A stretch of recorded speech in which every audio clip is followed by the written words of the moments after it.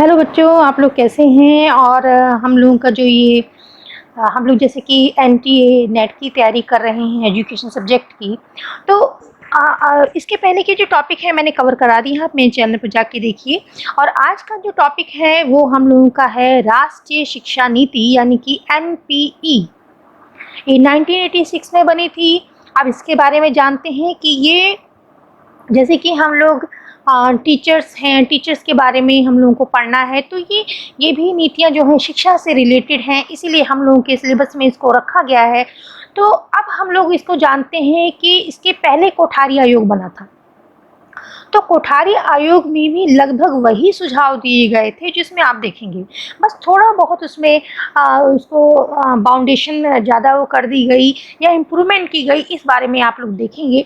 तो ये अगस्त 1985 में एक दस्तावेज प्रस्तुत किया गया था जिसका नाम था शिक्षा की चुनौती।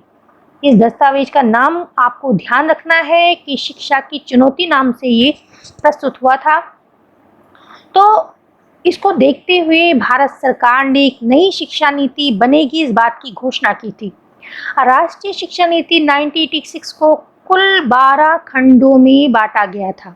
जैसे कि लिखा है इसमें कि इसको 12 खंडों में आपका ये 12 खंडों में बांटा गया था। और 12 खंडों में बांटा गया था और इन खंडों में सम्मिलित किए गए कुछ मुख्य पॉइंट्स जो हैं, बिंदु हैं, उनको देख लेते हैं कि आखिर जो 12 खंड थे इन क्षेत्रों में सुधार किया जाएगा, इन क्षेत्रों में सुझाव दिया जाएगा, उसके बारे में बताया गया था।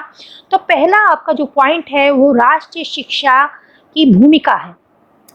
अब ये राष्ट्रीय शिक्षा की भूमिका क्या है?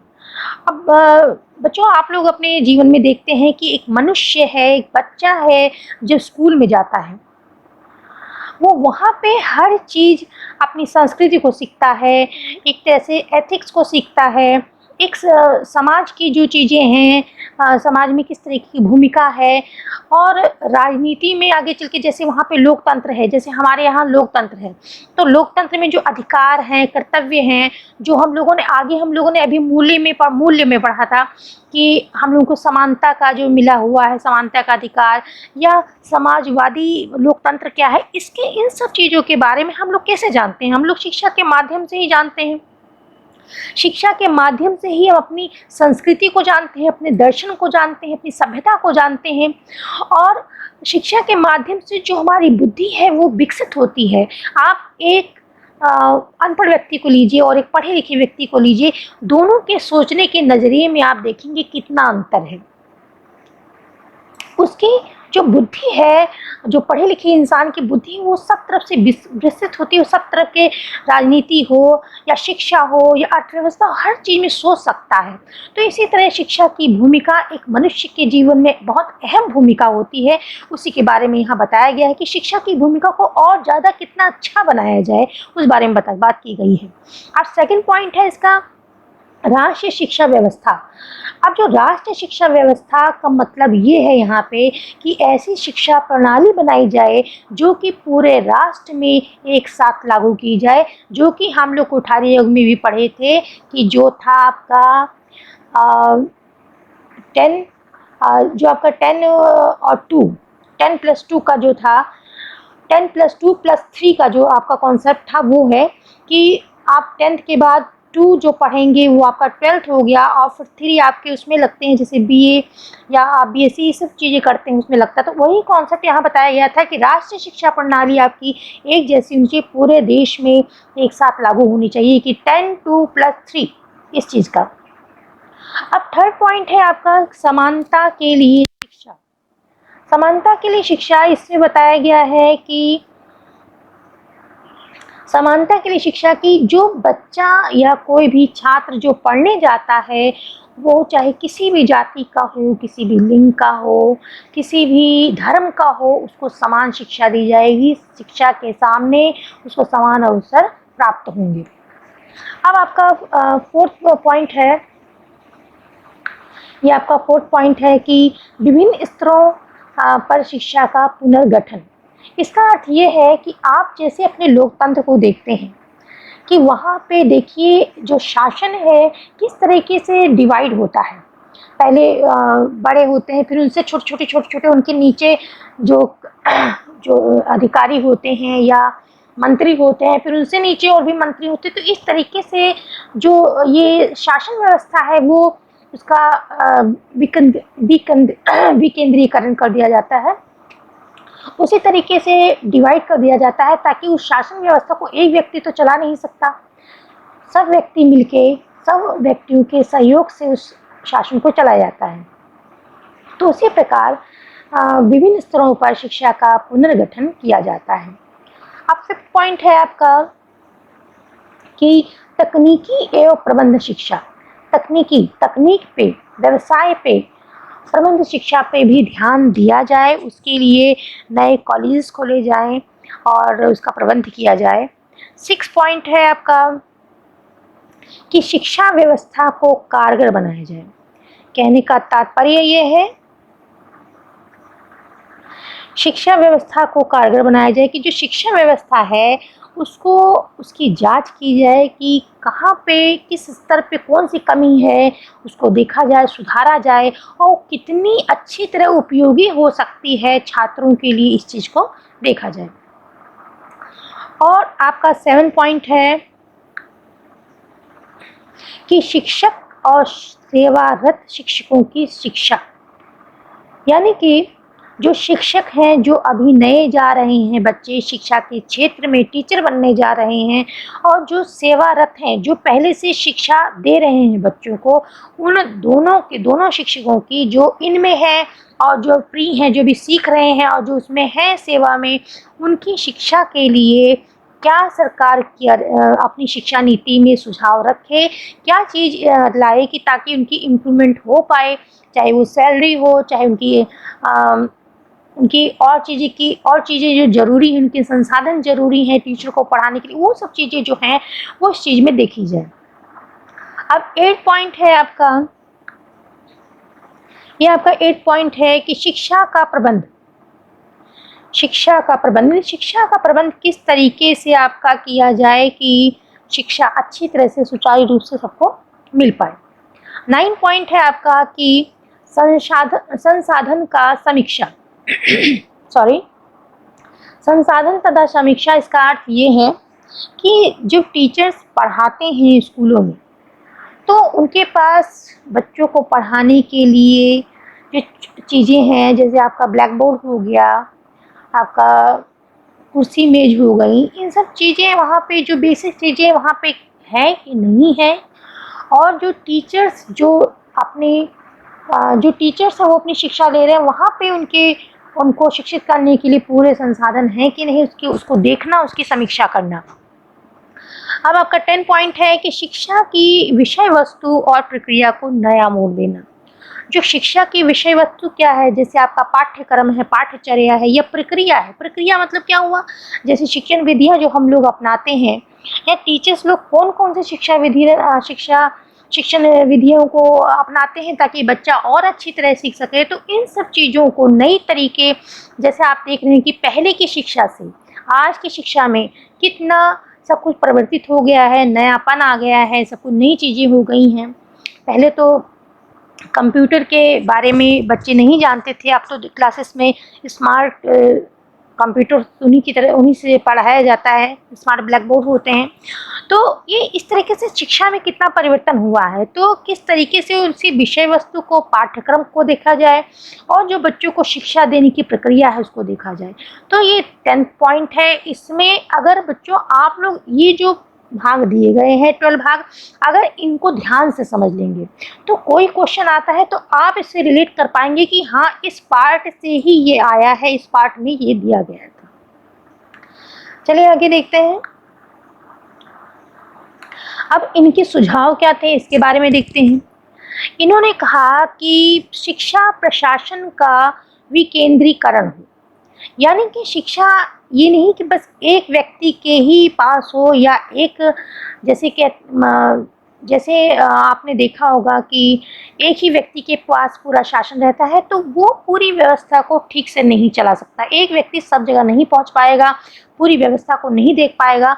तो इसलिए इन्होंने कहा कि जो शिक्षा है, उसका जो प्रशासन, शिक्षा को चलाने का जो कार्य है, शिक्षा को देखने का जो कार्य है, उसका विकेंद्रीकरण होना चाहिए, यानी कि उसको टुकड़ों टुकड़ों में देखना चाहिए। यानी कि राष्ट्रीय स्तर पे अलग एक आयोग बनाया जाए, प्रांतीय स्तर पर अलग आयोग बनाया जाए, जिला स्तर पर अलग एक तरह से बोर्ड बनाया जाए जो कि शिक्षा व्यवस्था को देखे।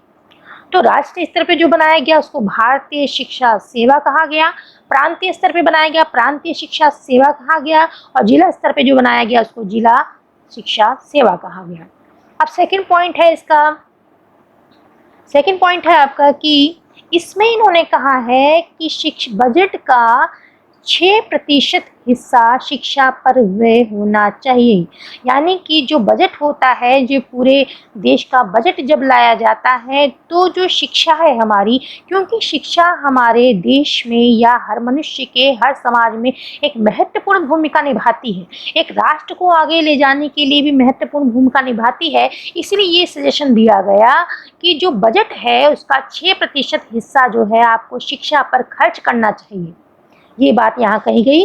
अब थर्ड पॉइंट है आपका कि संपूर्ण देश में 10+2+3 प्रणाली लागू की जाए। जैसे कि मैंने आपको अभी बताया था कि ये प्रणाली पूरे देश में एक साथ लागू हो।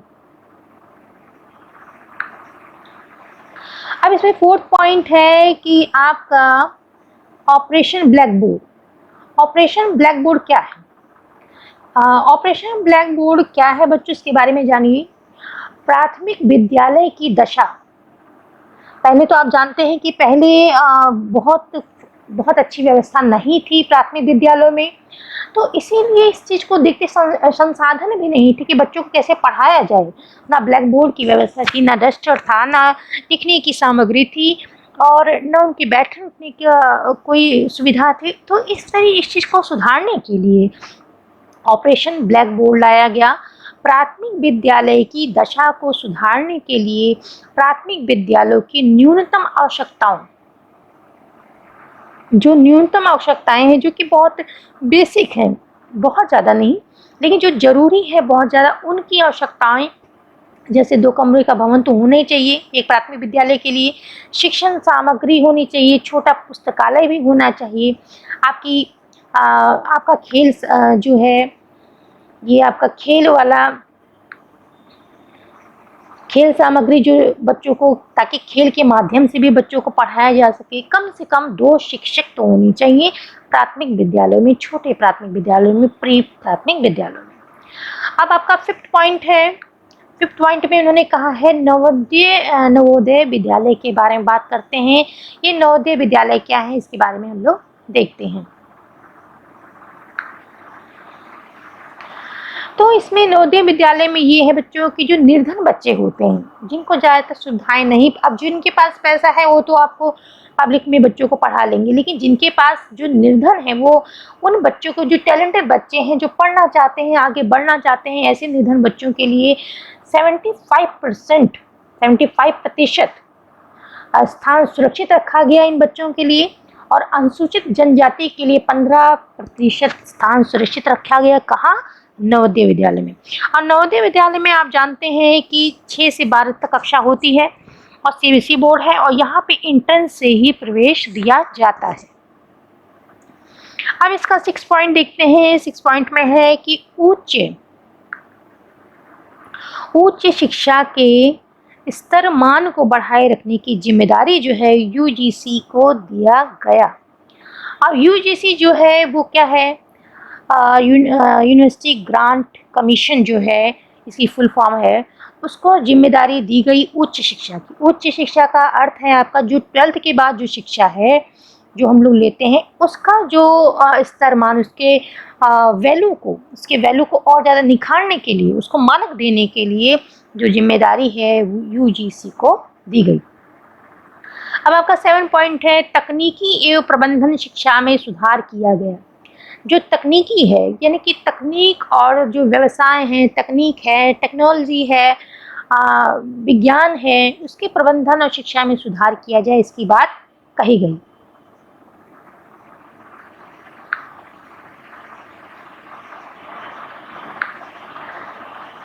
अब इसके लिए अखिल भारतीय तकनीकी शिक्षा परिषद यानी कि जो इंग्लिश को अगर इंग्लिश में देखें तो AICTE इसको बोलते हैं, तो इसका स्थापना की बात की गई और सेवा पूर्व एवं सेवारत शिक्षकों के लिए, जो सेवा से पूर्व यानी कि जो अभी सीख रहे हैं, टीचर की ट्रेनिंग ले रहे हैं, और सेवारत जो अभी सेवा में हैं यानी कि अभी पढ़ा रहे हैं, उन शिक्षकों के लिए शिक्षा को अघंतन करने के लिए, उनको अपडेट करने के लिए जिला स्तर पर डाइट की व्यवस्था की जाए।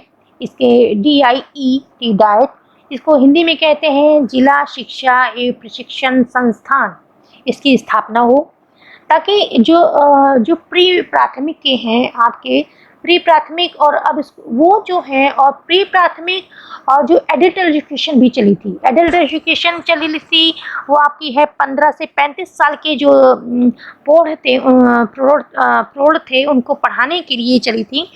तो ये जो है ये डाइट के माध्यम से ही चलाया जाता था, उन लोगों को भी यहाँ पे शिक्षा दी जाती थी, और जो आपके प्री प्राथमिक है विद्यालय के शिक्षक उनको भी शिक्षा दी जाती थी। कहाँ दी जाती थी? डाइट पे। तो जो डाइट का अगर क्वेश्चन आ जाए कि डाइट की व्यवस्था कब से हुई, डाइट कब से आरंभ हुआ, तो आप 1986 जो आपकी शिक्षा की पॉलिसी है उस पे ही टिक करेंगे। अब आपका 8 पॉइंट है कि परीक्षा प्रणाली में मूल्यांकन। परीक्षा प्रणाली जो है आपकी, उसके मूल्यांकन पे ध्यान दिया गया कि एक तो जो मूल्यांकन हो आपका पूरे साल बच्चों का होता रहे, ये नहीं कि साल में एक बार ही परीक्षा ले ली और उनको पास कर दिया। ऐसा उनका जो अच्छी तरह से उनका जो मानसिक और बौद्धिक विकास नहीं हो पाएगा, उनकी कमियों को हम नहीं जान पाएंगे। इसीलिए कहा गया कि सतत और आंतरिक मूल्यांकन हो, यानी कि साल में कई बार उनके पेपर दें, यूनिट टेस्ट होते रहें और उनकी कमियों को सुधारा जा सके, इसीलिए इसको रखा गया।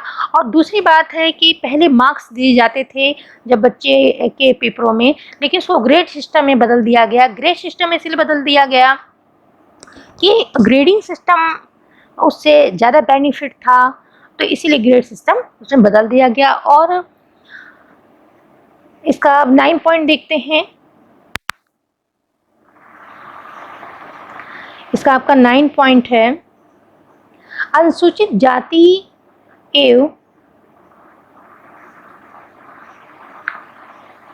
अनुसूचित जाति और जनजाति, अनुसूचित जाति एवं जनजातियों और अल्पसंख्यकों के बच्चों के लिए स्कूल खोले जाएं, ये भी बात की गई। जो अनुसूचित जाति हैं, जनजाति हैं, इनके लिए भी स्कूल खोले जाएं। अब 10 पॉइंट है आपका कि ये 10 पॉइंट है प्रौढ़ शिक्षा कार्यक्रम, जो एडल्ट एजुकेशन होती है उसका विस्तार किया जाए।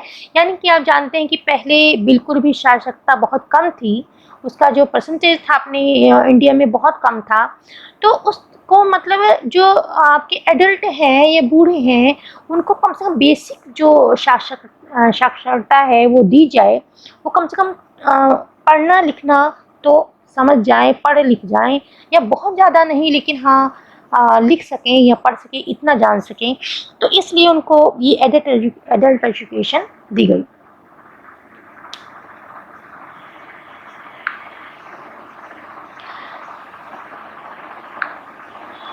अब आपके जो 11 पॉइंट है कि दूरस्थ एवं मुक्त विश्वविद्यालय की स्थापना।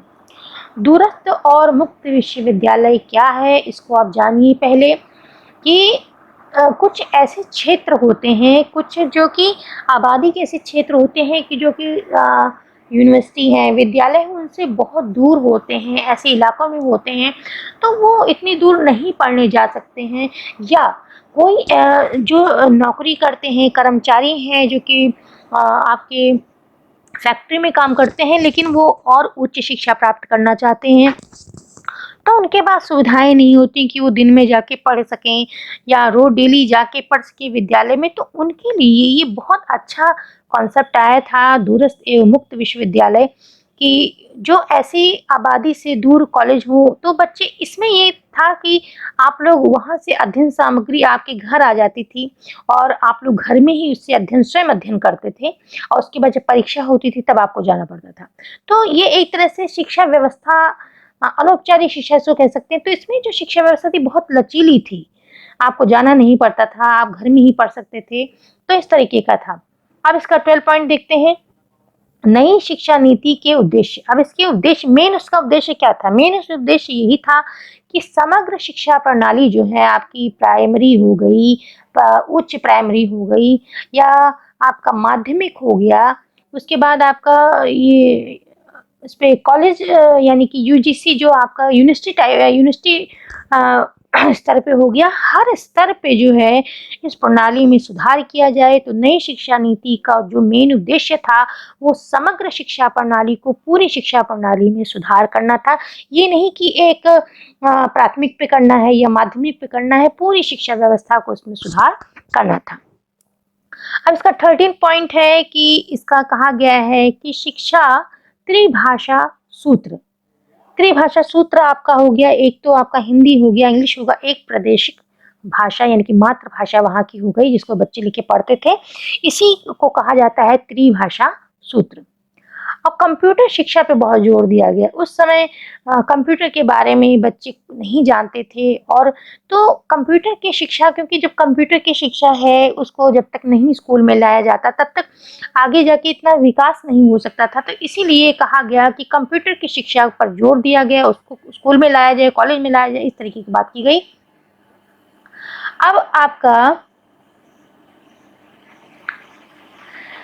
अब हम लोग पढ़ते हैं, ये तो आपका हो गया,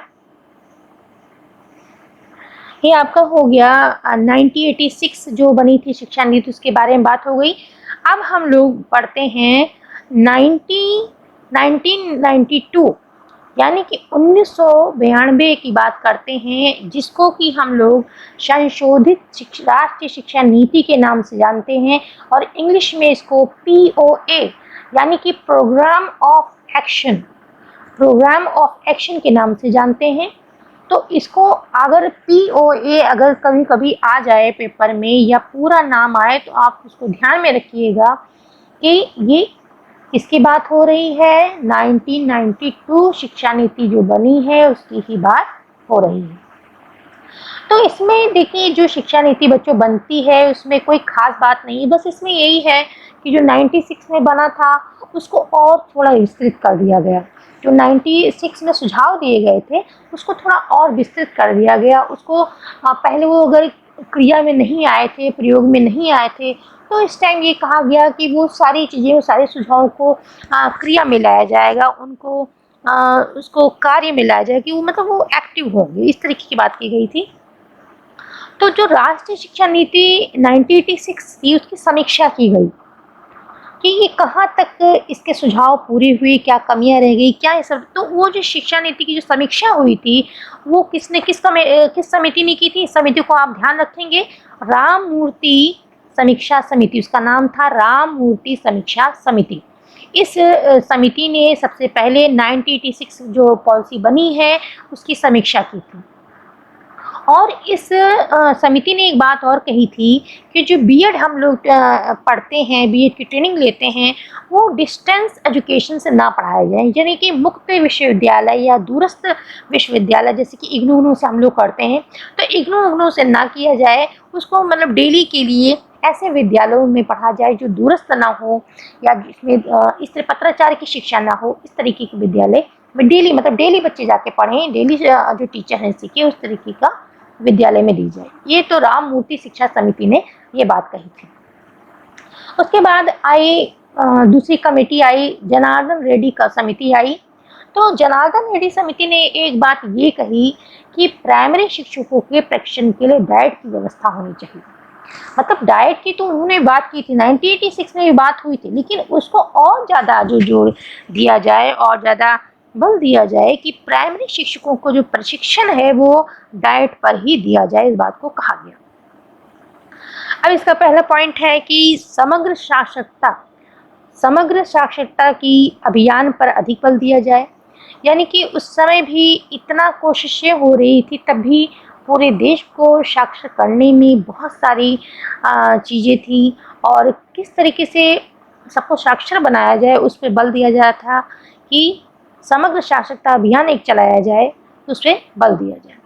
सेकंड पॉइंट है जो आपका ये ऑपरेशन ब्लैक बोर्ड, तो आपने अभी 1986 में पढ़ा है, उसको और सुदृढ़ किया जाए, उस व्यवस्था को और मजबूत किया जाए, और जो प्री प्राइमरी में था उसको उच्च प्राथमिक विद्यालय पे भी अपना लिया जाए। अभी तो उसमें प्री में था, लेकिन इसमें उच्च प्राथमिक विद्यालय जो 6 से 8 तक है उसमें भी अपनाया जाए, इस बात को कहा गया। अब आपका है कि थर्ड पॉइंट है कि जो ड्रॉप आउट बच्चे हैं, जो बीच में ही शिक्षा को छोड़ देते हैं, अपनी पढ़ाई छोड़ देते हैं, या किसी कारणवश उनकी छूट जाती है, जो असमर्थ बच्चे हैं, जो विकलांग बच्चे हैं, उन बच्चों के लिए अनौपचारिक शिक्षा रखी जाए। अनौपचारिक शिक्षा में ये है बच्चों कि वहाँ पे बहुत लचीलापन होता है, किसी तरह की बाउंडेशन आपकी नहीं होती है, उसको अनौपचारिक शिक्षा कहते हैं। जिससे कि इस तरह हम देखें तो जो पत्राचार शिक्षा हम लोग लेते हैं, जो दूरस्थ शिक्षा में लेते हैं, उसी तरीके की होती है अनौपचारिक। इसमें कोई बाउंडेशन नहीं होती, कोई प्रेशर नहीं होता है। तो ड्रॉप आउट बच्चे जो हैं, असमर्थ बच्चे हैं, उनके लिए अनौपचारिक शिक्षा की व्यवस्था की जाए। और एक बात कही कि जो आपकी कक्षा 11 है, 12 है, स्कूली शिक्षा का अंग बनाया जाए। पहले बीच में बात हुई थी कि उसको एक तरह से यूनिवर्सिटी से जोड़ दिया जाए 12th को, लेकिन ऐसी बात नहीं। इसमें कहा गया कि 11th और 12th को स्कूली शिक्षा का अंग बनाया जाए। फोर्थ पॉइंट है कि अनिवार्य और निःशुल्क शिक्षा, जो कि आपकी इसमें भी कोठारी आयोग में भी कही गई थी, और यही बात आपकी 1986 में भी रिपीट हुई है, और इसमें भी इस पे बल दिया गया है कि अनिवार्य निःशुल्क शिक्षा जो है, जो आपकी बच्चों की 6 से 14 वर्ष तक फ्री होती है, उस तरह की शिक्षा का लक्ष्य जो है वो 2000 तक पूरा कर लिया जाए। फिफ्थ पॉइंट है कि शिक्षा पर 6% से अधिक खर्च हो, यानी कि इसमें भी यही कहा गया था कि 6% खर्च हो, लेकिन इसमें ये बात क्या होगी कि और ज़्यादा खर्च हो। 6% तो खर्च ही हुआ, उससे अधिक ज़्यादा खर्च हो शिक्षा। 6 पॉइंट है आपका कि प्राथमिक और माध्यमिक विद्यालय जो हैं शिक्षा में जनसंख्या शिक्षा, उस प्राथमिक और माध्यमिक शिक्षा में हम लोग जनसंख्या शिक्षा को भी जोड़ा जाए, और पर्यावरण शिक्षा को भी जोड़ा जाए, ताकि बच्चे अपने पर्यावरण को जान पाएँ, और उसमें क्या उसको सुधारा, पर्यावरण में क्या वो अपना सहयोग दे सकते हैं उसको पर्यावरण को बचाने के लिए, उस तरह की जो शिक्षा है वो उसमें पर्यावरण शिक्षा में दी जाए। 7 पॉइंट है कि तकनीकी और शिक्षा प्रबंध परिषद को अधिक सुदृढ़ किया जाए। ये भी बात उसमें कही गई थी, बस उसमें ये कह दिया गया है कि और ज़्यादा उस व्यवस्था को सुदृढ़ किया जाए। 8 पॉइंट है कि हिंदी को संपर्क भाषा बनाया जाए। हिंदी जो है आपकी भाषा, उसको संपर्क भाषा के रूप में बनाया जाए। 9 पॉइंट है कि आपका NCTE जो टीचर ट्रेनिंग का आपका ये राष्ट्रीय संघ होता है टीचर्स का, NCTE, तो इसको संवैधानिक दर्जा दिया। पहले भी ये बनी थी, लेकिन उसको संवैधानिक दर्जा इसको प्राप्त नहीं था, तो संविधान की तरफ से इसको संवैधानिक दर्जा दिया जाए, और जो सभी स्कूल हैं, संस्थान हैं आपके, उनको जो मान्यता है वो NCT के तहत ही दी जाए, इसके तहत हो, ये बात यहाँ की गई। तो बच्चों ये वीडियो कैसा लगा आप कमेंट के द्वारा मुझे बताइए, और आपके सुझावों का पूर्ण रूप से स्वागत है। आप अपने सुझाव दीजिए, अगर इसमें कुछ कमी है, या आप और कुछ आपको इसमें समझ नहीं आया, या आप और कोई वीडियो जो चाहते हैं, जो ज़्यादा आपको समझना है, तो उसके बारे में आप कमेंट के द्वारा ही बताइए, तभी हम लोग आपकी मदद कर सकते हैं। और इसको बच्चों, इस वीडियो को अपने दोस्तों के साथ शेयर ज़रूर करें और लाइक करें, और अगर आप पहली बार इस चैनल पे आए हैं तो इसे सब्सक्राइब करें। और इसी के साथ ये वीडियो यहीं समाप्त होता है। तो thank you for watching this video.